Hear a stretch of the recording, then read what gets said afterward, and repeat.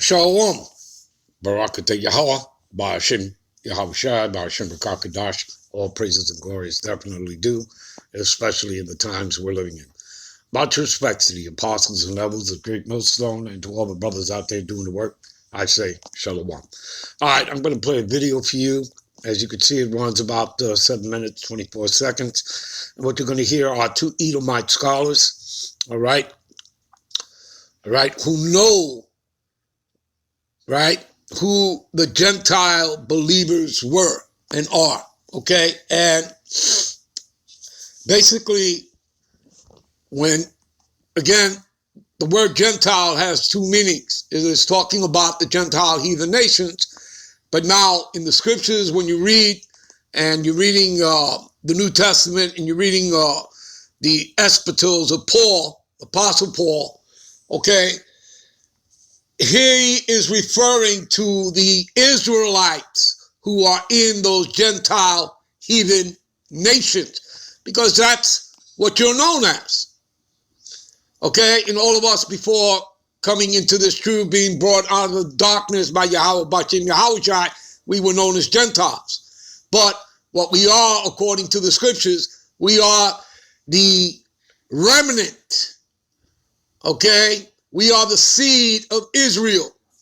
You Negroes, Latinos, and Native Americans that make up the 12 tribes. Now, these guys are going to get into, Apostle Paul, bringing out this truth, all right, exposing the fact is that, these people turn the scriptures, making them universal when they're not universal, and the scriptures certainly prove that, all right. It is for the Israelites, okay?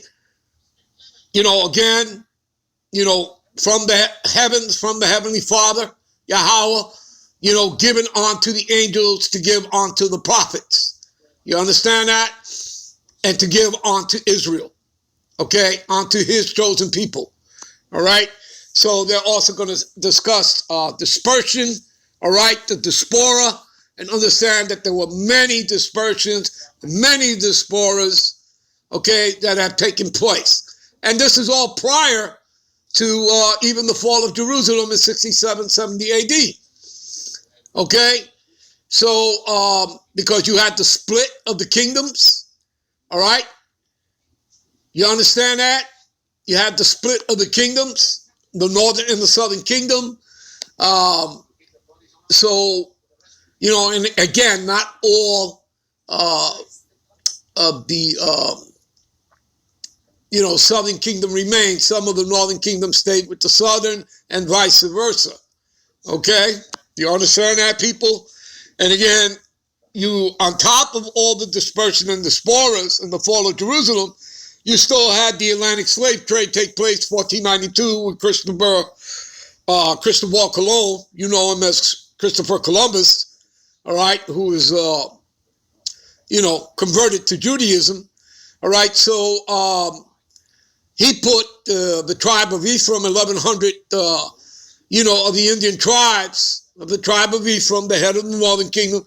He put 1,100 of them onto 4 Spanish ships and shipped them back to Seville, Spain. Now, only 300 survived the trip. We know that to be mostly women, obviously, that were raped. And but they were put on auction blocks, and thus began the Atlantic slave trade. All right, so that's just to give you some background. So you have to understand, like when you read, you're reading Galatians and, Romans, all right, in the New Testament, and Corinthians and stuff like that. Apostle Paul is talking about, in those Gentile heathen nations, he's talking to Israelites, unto the lost sheep of the house of Israel. Do you understand? That was scattered into those nations. Okay? So you need to know that. And you also, like in Galatians 3:28, when it says there's neither Jew nor Greek, is that many of y'all don't understand the history, all right, of what's happening. Okay? And it's in the scriptures.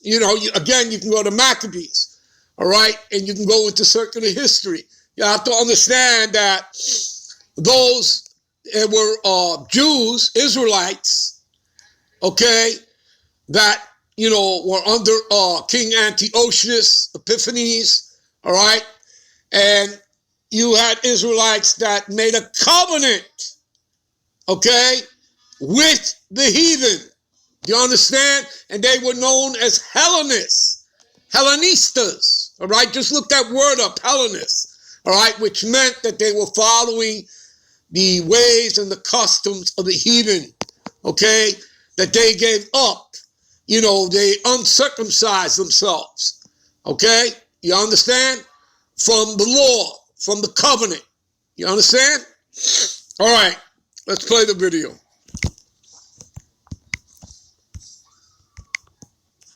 And of course, we're talking about the Israelite kings of the houses of Judah, Zerah and Phares. Well, absolutely. We're talking about the dispersion of Israel. Right. And Paul knew that the nations that he went to were all dispersed Israelites. Yes. And his letters prove it over again and again. Yes. So that the universalists who want to interpret this phrase, the way it has been translated, you could say it like this: to bear my name before the nations, which Gentiles they assume means non-Israelites. Right. Yeah, okay. And kings, which is another separate group, whoever they might be, and the children of Israel, as if the first two were different from the latter.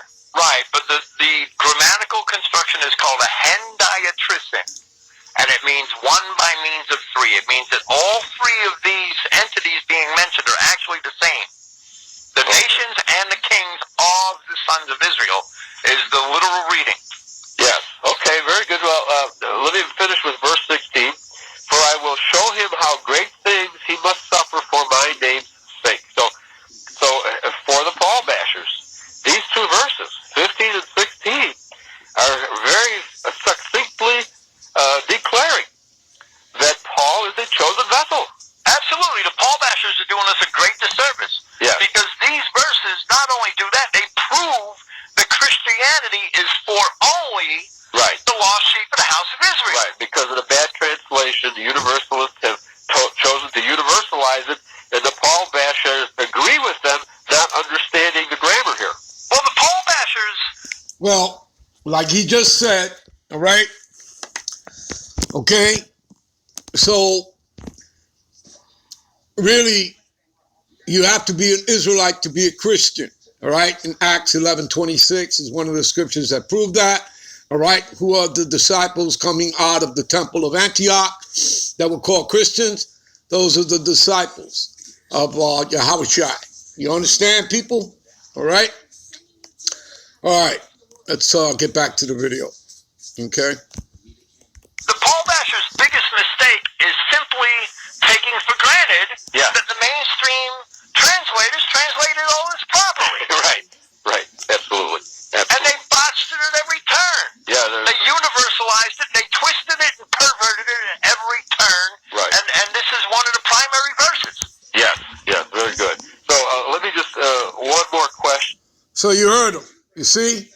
What they've done is perverse and corrupt your minds into believing what is not written in the scriptures. You see that? All right? That's why you need to come out of those churches, people.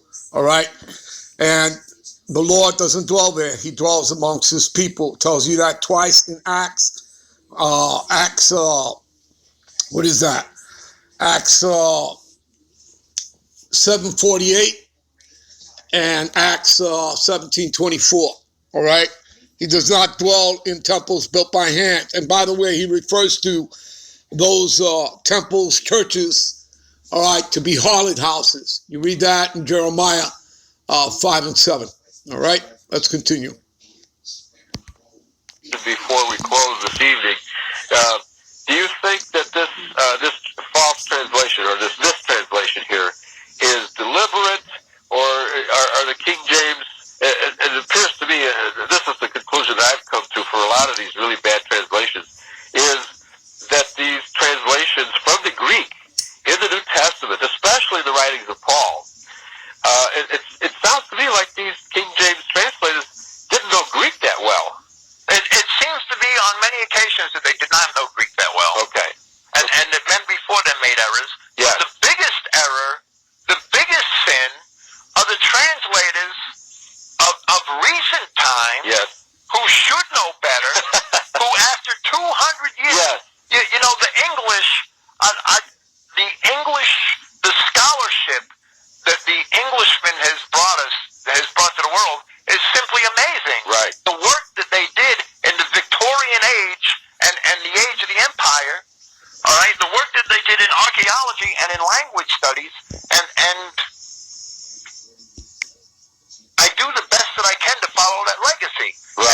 why I use all classical English in the sense of, Victorian English references. Yes. That's why I use the Liddell and Scott lexicon. Right. I don't use any of the modern trash because a lot of that's watered down and politically corrected. Right. That's why I read the Loeb Library Greek classics, because they were all translated in like the 1920s and 30s at the peak of English scholarship. Okay. Most of them were translated by English scholars. Right, right. And so we can also detect in the New Testament a lot of Catholic influence as well. Okay? Right, and in the 1600s, when the translators did translate, if indeed they knew any Greek, they had to know some, right? Right. They had to universalize. They had to accept universalized interpretations. Yes. Because they knew they belonged in Christianity, but they did not know how. Right. They did not have the archaeology and the Greek scholarship and the scholarship in the classics that later generations had. Yeah, they did not understand that they were Israelites. And the Jews were making the claim that they were Israel, and so then who are we? Right. It's probably what they were thinking. They just took for granted the Jewish definitions of a lot of terms, like Gentiles. Right. But Jerome, when he translated the Vulgate, there are other words besides gentilis that he could have used. Okay. But a gentilis indicates somebody of the same race. Yes. Not necessarily of the same nation, but of the same race. Of the same race, exactly. And there are other words in Latin that denote people of other countries that don't make that distinction. Okay. That don't have that connotation. Right. And the whole world has been fooled by the Jewish redefinition of the word Gentile to mean non-Jew. And it never did. And it never did. That's right. And Paul, the commission here to Paul is to go and bring the name of Christ before both the nations and kings of the sons of Israel. Right. And Paul's epistles prove over and over again, and he does it to the Romans, and he does it to the Corinthians, that they are the dispersed children of Israel. Right. And if Paul was going to pervert Christianity, we'd have an epistle of Paul to the Ethiopians, an epistle of Paul to the Egyptians, an epistle of Paul to the Hutus and the Tutsis. Right. We don't have that. There's no epistle of Paul to the Arabs. There's no epistle of Paul to the Babylonians. Exactly. There's no epistle of Paul to the Edomites. Yeah, right. Paul could have very easily perverted Christianity. Right. The Paul bashers. You heard him, right? No epistle to the Edomites. You see that? But they want to include themselves in. That's why they've gone and made this universal, all right, to deceive you, all right? Are just idiots for not seeing that. And of course, in other books, Paul definitely says that the Edomites are vessels fit for destruction. Of destruction, right. He does not include them among the Israelites. And he doesn't include any nation that's non-Israelite. Right. Every one of those people Paul wrote an epistle to were dispersed Israelites. Right. And he excludes the descendants of Ishmael, which is today's Arabs, right? Absolutely. He excludes them, explicitly excludes them. Right.